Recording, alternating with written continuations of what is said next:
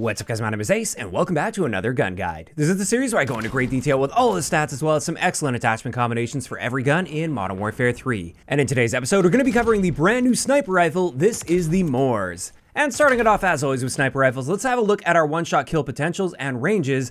And as we can see here, this is going to be a one-shot kill anywhere but the legs from 0 to 50.8 meters, which is the stated range drop-off in the menus. However, when I tested beyond 50.8 meters, I was dealing the exact same damage, and I was unable to find any damage drop-off point with this. So this is an extremely consistent one-shot kill as long as you're not shooting them in the legs.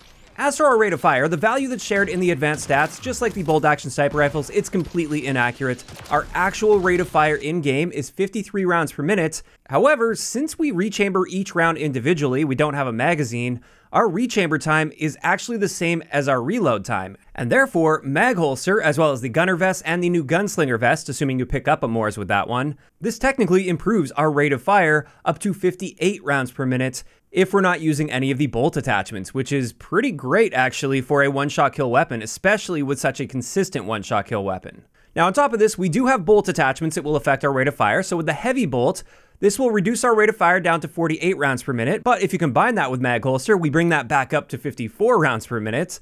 And then with the quick bolt, on its own, this increases our rate of fire to 57 rounds per minute. And we can stack mag holster on top of that to increase our rate of fire all the way up to 64 rounds per minute, which is our fastest rate of fire potential with the MORS. And that's a very impressive fire rate for something that has such a consistent one-shot kill. After that, let's have a look at our aim down sight time, which is quite impressive as well at 560 milliseconds. This is noticeably above average for sniper rifles. Whereas our Sprintout time is basically average for sniper rifles at 273 milliseconds. This really won't come into play though unless you're hip firing, since you won't be able to get fully aimed down sight before your Sprintout time completes. As for our hip fire, this is roughly standard for a sniper rifle, which is to say that it's not very good. You generally don't want to be hip firing unless you're in a desperate situation right up close and personal.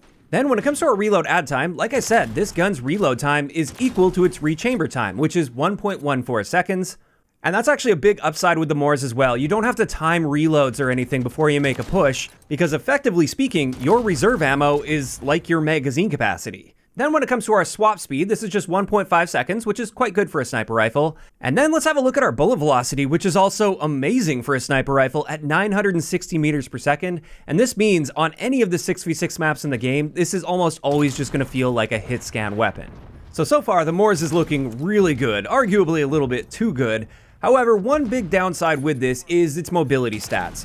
Our base movement speed is the slowest out of the sniper rifles in this game at 4.1 meters per second. Our sprint speed is also noticeably below average, and it's a similar story with our aim walking movement speed. This is just 1.4 meters per second. So compared to the other snipers at least, you're not going to be able to rush around the map quite as effectively with this. As for our flinch resistance, this is another stat that's quite important with sniper rifles. Turns out the MORS is just equal to the XRK Stalker and the Cat AMR when it comes to our flinch resistance, which is not too bad. Although I would recommend stacking this with marksman gloves, just like with all of the sniper rifles.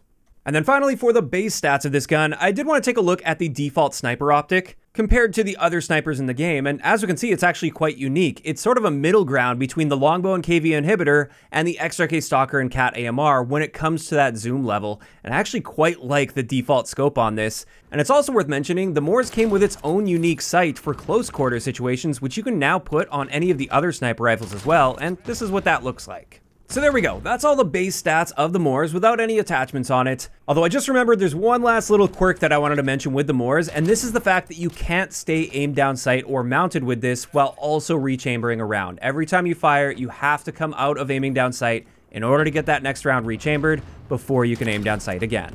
Now I'm sure a lot of you guys are interested in hearing about the Photonic charge barrel. This is a very unique barrel attachment that this gun has, and it allows you to charge up your shot before firing, and the longer you charge, the more damage you deal.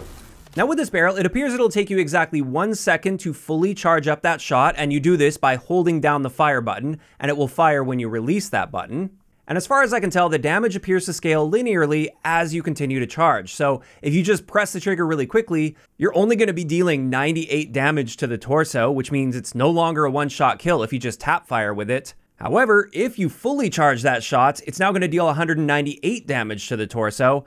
Or more importantly here, we should say with a leg shot, we can deal 153 damage with a fully charged shot, meaning we can one-shot kill anywhere in the body while using this barrel, but you have to charge it up first, and if you don't charge it, it will only one-shot to the head. Additionally, our bullet velocity is terrible if we don't charge up the shot. It's just 192 meters per second, which means you're going to have a very hard time hitting any kind of a moving target at anything beyond really close quarter situations, in which case you then get a very high bullet velocity. And overall, as cool as this barrel sounds and as cool as it looks, it's really just not worth using for regular multiplayer. Perhaps in Warzone it's better where you have armor and you need to deal that extra damage, but since the base version of this gun is already so consistent with one-shot kills, it seems kind of silly to have to wait a second to charge up your gun before firing a shot in order to get a one-shot kill with this barrel, when without it, you can just pull the trigger and they're dead as long as you're not shooting them in the leg. So that's a Photonic barrel, but there's another key attachment I wanted to point out here, and this is actually an ammunition attachment, which is the HVP Anti-Material Slug, and this one is incredible. Now with this, the downside is we reduce our bullet velocity down to 816 meters per second, which is a little bit slower, but still a great bullet velocity for this game. And in exchange for that, we get boosted damage across the board. And this time we don't have to charge anything up. We're still just pulling the trigger. And as you can see on the right there, at any range, we're dealing at least 156 damage, even to the foot. And therefore, using this ammunition will guarantee a one-shot kill unless you're shooting through some form of cover to reduce that damage. And this makes this a really good choice to use on the MORS. I wouldn't say it's necessary, especially if you're somebody that's not hitting leg shots very often, but if you just want that essential guarantee that you'll be getting a one-shot kill, make sure you pop these on. Now finally, before we get into some attachment combinations, I just wanted to mention I also tested the MORS against streaks, since I thought, especially with that Photonic barrel, I thought if you charge that up, this would be really good at taking out streaks. And unfortunately, this just isn't the case. I tried it with the Photonic barrel, without the Photonic barrel. I tried it with both ammunition attachments, including the explosive ammo, and it's just not very good at shooting down streaks, so don't bother with that. Also, just a quick note about the explosive ammo. You don't deal any extra damage to enemy players when using that, so I would say it's just not worth using at all.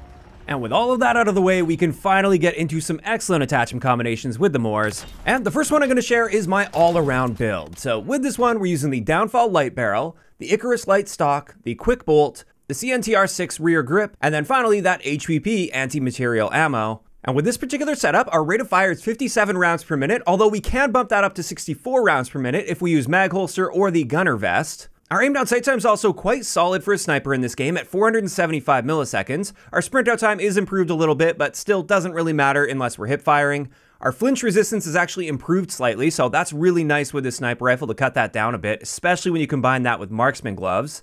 The one big trade-off we're making with this is our bullet velocity is cut down to 751 meters per second. So at really extremely long ranges, like across wasteland, or if you're playing ground war at really long ranges, you might notice this start to hold you back a little bit, but for the vast majority of gunfights you find on 6v6 maps, this velocity is still perfectly fine. And with that HVP ammo, this is going to be a one-shot kill anywhere in the body, and that's what makes this a solid all-arounder. You can aim in pretty quick, you can get follow-up shots off quite fast as well, and as long as you hit your target, you're getting a one-shot kill. And at the moment, I would actually consider this to be one of, if not the best sniper rifle builds in the entire game for 6v6.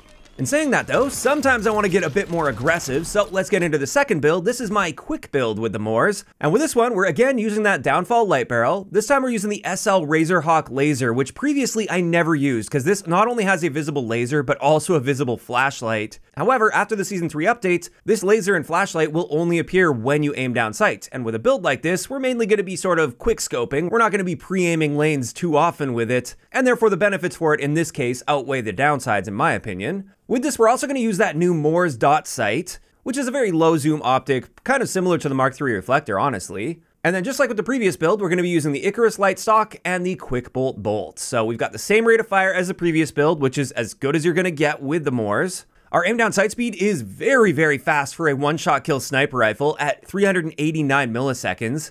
And our sprint out time is also improved nicely here. In this case, we didn't touch our flinch resistance at all, and that's something I was actually careful to do. You could technically get a better aim down sight speed with this build if you're willing to sacrifice flinch resistance, which I would rather not because I can still get a great aim down sight speed without harming that.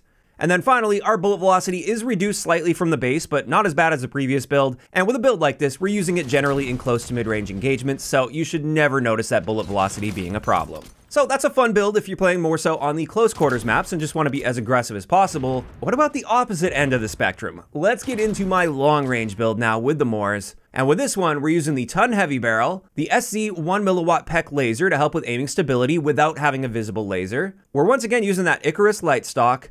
We've got the CNTR6 grip. And then finally, we are using that HVP Anti-Material ammo for a one-shot kill anywhere in the body at any range. And with this one, our aim down sight speed is the same as the default MORS at 560 milliseconds, which is perfectly fine if you're treating this like a traditional sniper. You're hanging back, picking people off at longer ranges. Our Sprintout Times improved, but we don't have to worry about that. I also improved Flinch Resistance here down to 0.6 newtons. And our bullet velocity is reduced with this to 898 meters per second, and this is due to the fact that we're using that ammo type, which honestly, if you're going for extreme long-range shots, you may want to consider actually dropping that ammunition type just so we can get a better bullet velocity overall. And then you'll just have to be a little bit more careful and ensure that you're never hitting a leg shot. So that's an attachment you can easily swap out with this if you would like. But a few keys with this is, first off, there is very little idle sway with this, so you don't even really need to hold your breath most of the time with this setup. And that can be really nice for really quick target acquisition at longer ranges. And again, just like with the first build, this is going to be a one-shot kill anywhere in the body. And with that, that is going to wrap it up for today's gun guide on the MORS sniper rifle. As for my thoughts on this gun, in its current state, I now consider it to be the best sniper rifle in the entire game. Honestly, I don't really see any real downsides to using the MORS relative to the other sniper rifles. It's got an amazing one-hit kill potential at any range, especially if you put that ammo type on there, which is insane. We've got a solid aim down sight speed, which is quite important for sniper rifles. And I also quite like the fact that you don't have to worry about managing your magazine. You don't have to reload before pushing in a situation because your reserve ammo is your magazine effectively. Now, of course, these are just my thoughts on the MORS though, and I'd love to hear what you guys think about this sniper in those comments down below. And if you guys have missed any of the previous gun guides, including the brand new FJX Horus, I will leave a link to the playlist in the description of the video. If you enjoyed this one, a like rating is always appreciated. And don't forget to subscribe for more if you haven't already. I'll talk to you guys next time.